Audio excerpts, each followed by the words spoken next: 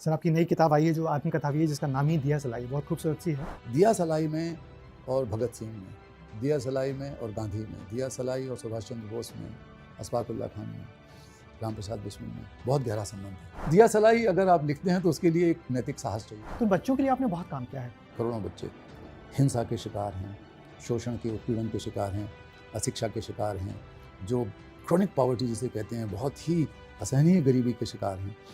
तो बहुत काम की ज़रूरत है। जिस दिन ये पुरस्कार घोषित हुआ उस दिन आपके ही बिरादरी के यानी किसी पत्रकार मित्र ने फ़ोन करके कहा, कैलाश जी नोबेल पुरस्कार, नोबेल पुरस्कार, नोबेल प्राइज़ कहा उन्होंने, नोबेल प्राइज़। गले लग के और रोना शुरू कर दिया, खुशी के मारे बोल भी नहीं पा रहे थे। तो फिर मैं समझा कि ये पुरस्कार मुझे मिला है। भारत में पैदा हुए किसी भी व्यक्ति को ये नहीं मिला है शांति पुरस्कार। देश या दुनिया तो नहीं जानती थी कैलाश सत्यार्थी कौन है, लेकिन तब भी मैं वही बातें करता था, तब भी मैं वही काम करता था। मानव जाति, मनुष्य जाति आज किसी भी समस्या का समाधान नहीं निकाल पा रही। किसी पे दया कर दो, कृपा कर दो, कल्याण कर दो, ये अच्छी बातें हैं, लेकिन मैं उसमें उतना भरोसा नहीं करता। राजनीति का मतलब ये है कि लोग राज करने की नीति बनाते हैं कि कुर्सी पे कैसे बैठ जाएं, और बैठे हैं तो कैसे डटे रहें। दिया सलाई की तीली बनकर खुद को परिभाषित करूंगा, तब मोमबत्ती अगरबत्ती बन जलने की जरूरत नहीं पड़ेगी। अंत में जीत आपकी होगी। नमस्कार, मैं ब्रजेश राजपूत आपका बहुत स्वागत करता हूं विस्तार न्यूज़ में। और आज हमारे साथ बहुत खास मेहमान हैं, बहुत बड़ी शख्सियत हैं। हमारे साथ हैं कैलाश सत्यार्थी जी, जो किसी परिचय के मोहताज नहीं हैं। नोबेल शांति पुरस्कार सर को मिला हुआ है। सर आपको बहुत बहुत शुक्रिया जो आपने हमारे लिए समय दिया। धन्यवाद।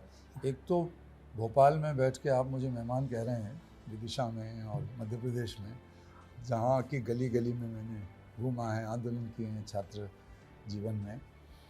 और जब नई नई चीज़ें भोपाल में आई थी, उदाहरण के तौर पर छोले भटूरे हमने सुने नहीं थे, लेकिन हम स्टूडेंट थे तो भर के ट्रेन में आ गए और देखे कि छोले भटूरे क्या होता है। तो एक सरदार जी ने दुकान लगाई थी न्यू मार्केट में पीछे, एक छोटा सा, और उसको खाया तो लगा कि ये तो कमाल है, पूरी से भी अच्छी चीज़ है। तो इस तरह की यादें यहाँ से जुड़ी हैं। तो हम यहाँ के मेहमान नहीं हैं, चलिए, और शख्सियत भी नहीं है, आप लोगों में से एक हैं। नहीं सर, आपके इतना नाम है देश और दुनिया, सब लोग हम लोग उसको बड़े गौरवान्वित महसूस करते हैं कि आप हमारी विदिशा के। और संयोग देखिए कि पीछे सांची का स्तूप लगा हुआ है, और वो सांची जहाँ से करुणा पूरी दुनिया में कई सालों पहले फैली है, और उसी करुणा के आप ब्रांड एम्बेसडर भी हैं। तो करुणा के लेके इन दोनों आप बहुत काम कर रहे हैं। मुझे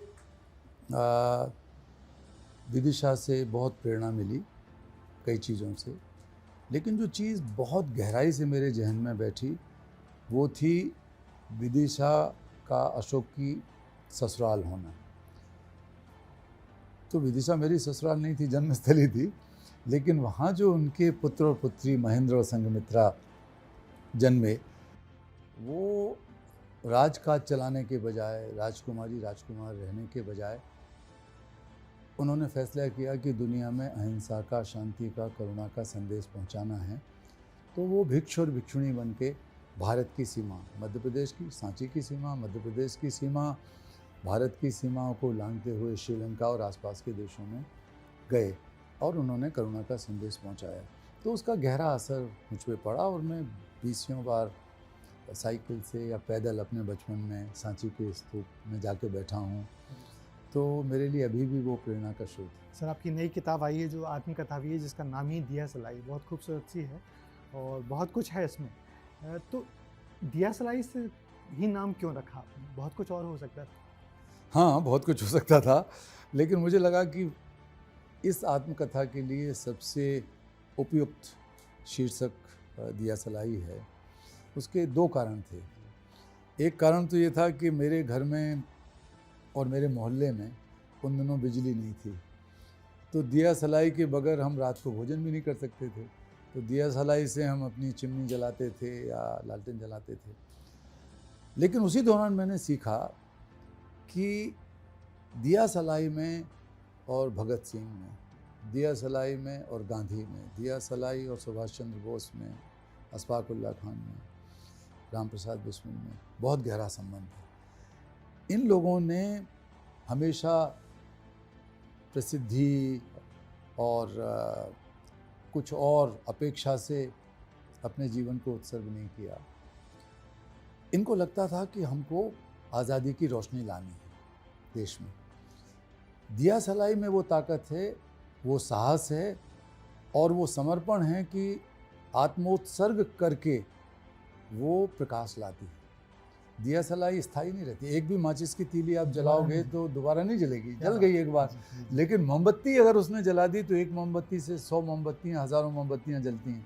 तो मैं दिया सलाई से बहुत प्रभावित था कि जीवन में कुछ ज़रूरी नहीं है कि आप ही रहो, आप ही। दिया सलाई कभी या माचिस की तीली जिसे कहते हैं सरल भाषा में, वो कभी दिया बनने की कोशिश नहीं करती है, वो सिर्फ दिए को जलाती है। और आपका भी कभी आकांक्षा दिया बनने की नहीं रही, दिया सलाई नहीं जी, हम तो अभी भी दिया सलाई की तरह ही कुछ ना कुछ कर रहे हैं। सर, इसमें बहुत सुंदर सी कविता आपने लिखी भी है कि लेकिन एक दिया सलाई की तीली बनकर खुद को परिभाषित करूंगा, तब मोमबत्ती अगरबत्ती बन जलने की ज़रूरत नहीं पड़ेगी।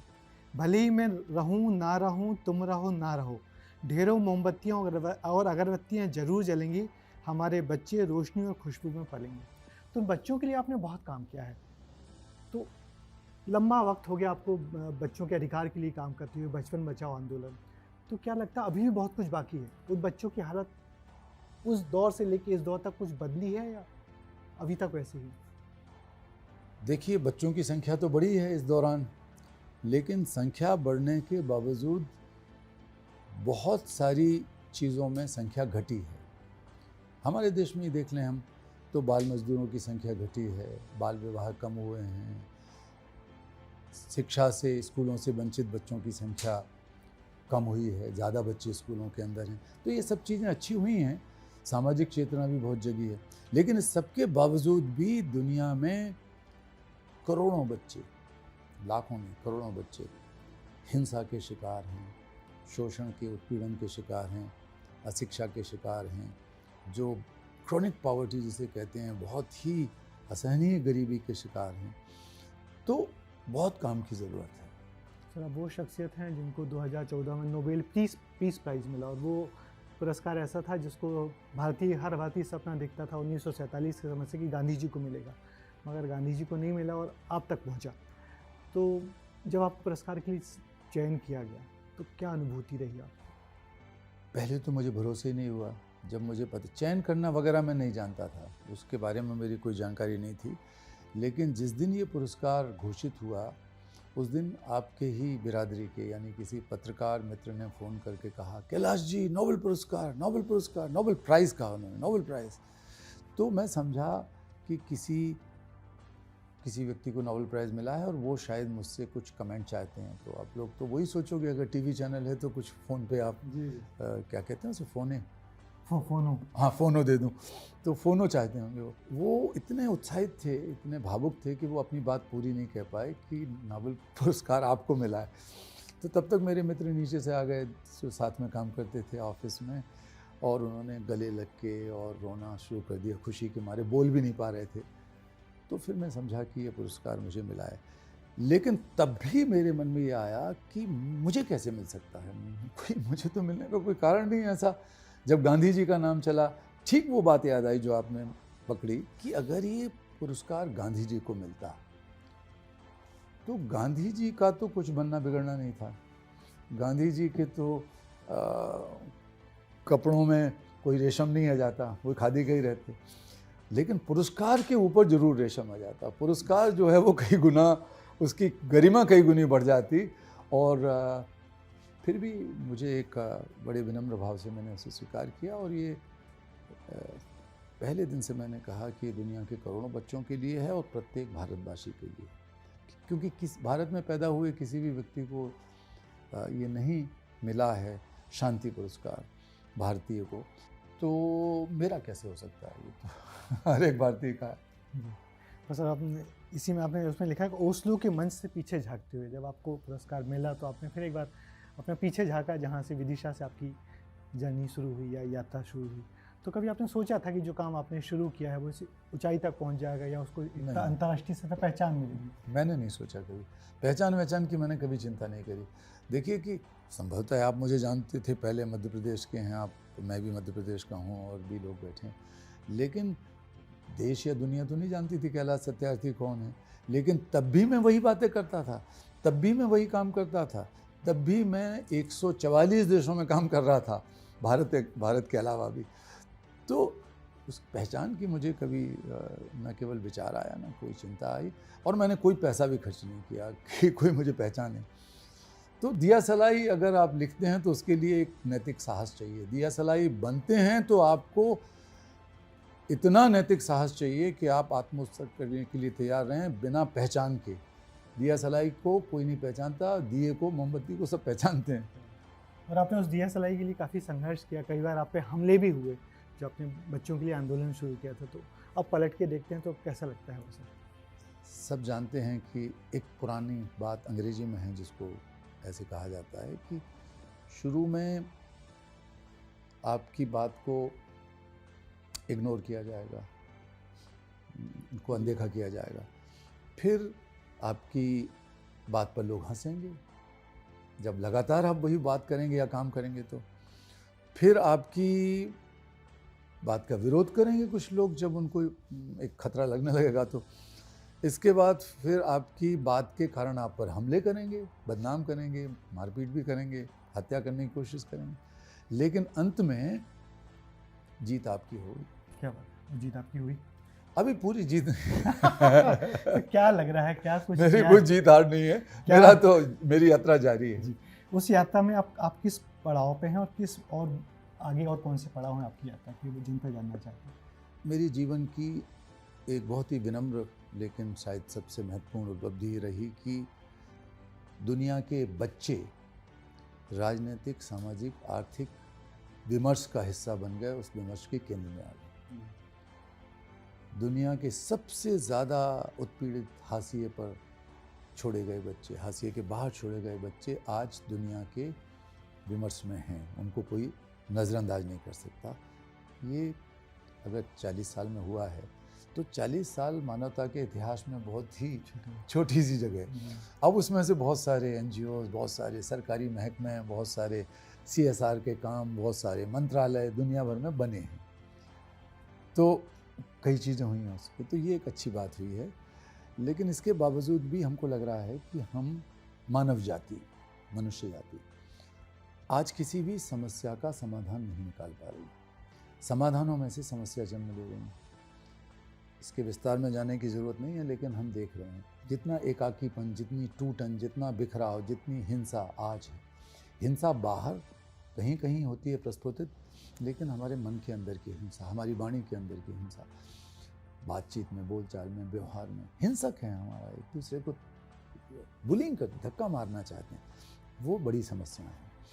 तो फिर मेरा पड़ाव वहाँ तक पहुँच गया कि मैंने बच्चों को विमर्श में, एक दुनिया की राजनीतिक, सामाजिक चर्चा में और कानून बनाने वगैरह में, उनको लागू कराने वगैरह के केंद्र में लेके आया। अकेला नहीं, मिल के सबके साथ। लेकिन अब इतने से काम नहीं चलेगा। तो यही कारण है कि हमको लगा कि हमें समस्या का रोना रोने के बजाय या शिकायतें करने के बजाय या समस्याओं से समझौता करने के बजाय या समस्याओं में एक सुविधा, जिसे कहते हैं कि एक कंफर्ट जोन बना लेने के बजाय हमको ये देखना है कि समाधान मूलक संस्कृति कैसे पैदा की जाए, समाधान मूलक समाज कैसे बना जाए। और समाधानों की बुनियाद में करुणा है और कोई चीज़ नहीं। बहुत सोचा मैंने, बहुत पढ़ा और दुनिया में काम करने से जाना कि जब तक आप दूसरे की तकलीफ़ को अपनी तकलीफ़ की तरह महसूस करके उसे दूर करने की जद्दोजहद नहीं करेंगे, तब तक आप ईमानदार हो ही नहीं सकते। केवल संवेदना से काम नहीं चलेगा। किसी पे दया कर दो, कृपा कर दो, कल्याण कर दो, ये अच्छी बातें हैं, लेकिन मैं उसमें उतना भरोसा नहीं करता, क्योंकि ये एक तरीके से स्टेटस को समाज में यथास्थिति बनाए रखते हैं। देने वाले का हाथ ऊपर, लेने वाले का नीचे, ये एक संबंध हम नहीं रखना चाहते। हाथ मिला के आगे बढ़ो। हमारे यहाँ वेद में कहा संगच्छध्वम संवदध्वम, साथ चलो, साथ बोलो। कैसे होगा ये? तो ये तभी होगा जब हम करुणा को दोबारा से परिभाषित करें। हमने करुणा को दोबारा से परिभाषित किया। आपने कहा बुद्ध की करुणा पीड़ा के साथ जुड़ी है, अलग अलग तरह की। और बुद्ध का दर्शन इस बात पर टिका है कि सभी कहीं ना कहीं, किसी न किसी रूप में बुढ़ापे, बीमारी, मृत्यु के कारण पीड़ित होते ही हैं। लेकिन मैं कहता हूँ कि करुणा के अंदर जो ताकत है, परिवर्तनकारी शक्ति, मैं करुणा को एक परिवर्तनकारी शक्ति के रूप में देखता हूँ। ऐसा परिवर्तन जो समाज में न्याय, समानता, शांति और स्थायित्व लेके आए, सुरक्षा लेके आए, वो और किसी तरीके से संभव नहीं है। उसी दिशा में आप आगे बढ़ रहे हैं और तो वही मेरा आगे अब नया आंदोलन है, Satyarthi movement for global compassion. और मुझे बहुत खुशी है कि 1 साल पहले ही हमने उसको आधिकारिक तौर पर सिस्टमेटिक तरीके से लॉन्च किया। काफ़ी लोग जुड़ गए हैं। लोग तो जुड़ ही रहे हैं, लेकिन इसके अलावा बहुत सारे विश्वविद्यालय, बहुत सारे दुनिया के भूतपूर्व और वर्तमान राष्ट्राध्यक्ष, नोबेल लॉरिएट्स वगैरह उसके समर्थन में हैं। आपको राजनीति से भी ऑफर आए होंगे जुड़ने की, कि राजनीति जुड़ जाइए, राजनीति के थ्रू एक परिवर्तन करिए, तो कभी आपने उस तरफ सोचा? देखिए, राजनीति से तो कोई परे नहीं है, मैं भी नहीं हूँ, लेकिन राजनीति का मतलब ये है कि लोग राज करने की नीति बनाते हैं कि कुर्सी पे कैसे बैठ जाएं, और बैठे हैं तो कैसे डटे रहें। यही तो राजनीति है आज की। तो एक अगले चुनाव के लिए राजनीति करते हैं अगर लोकतंत्र में आप हैं तो।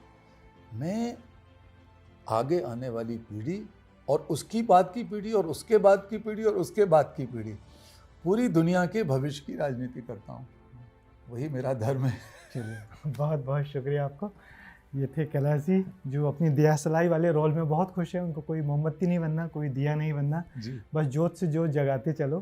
तो उसी रोल में खुश हैं, पसंद है। सर, आपको बहुत बहुत शुक्रिया जो आपने हमको समय दिया। धन्यवाद।